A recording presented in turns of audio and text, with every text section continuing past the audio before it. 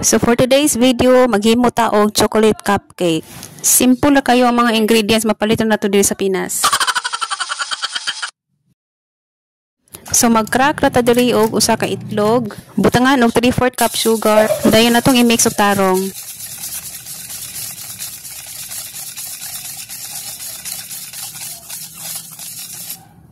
Pag human og mix atong butangan og 1/2 cup nga fresh milk. Dayon 1/4 tablespoon vinegar, 1/4 cup cooking oil. Dayon nato na pong i-mix.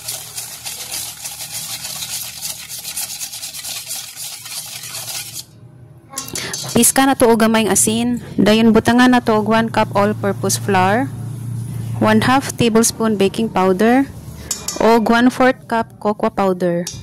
Dayon i-mix na to hangtod sa ma-well combined na ang mga ingredients.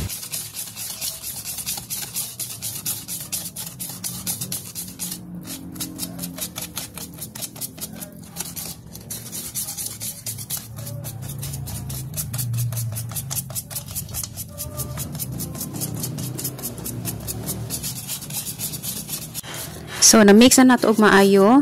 Then, magbutang na ta og cupcake liner sa atong molder.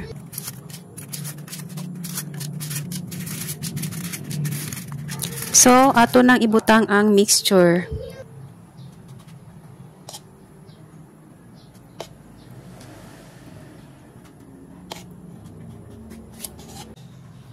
Dayon, ato na siyang i-bake 180 degrees for 22 minutes.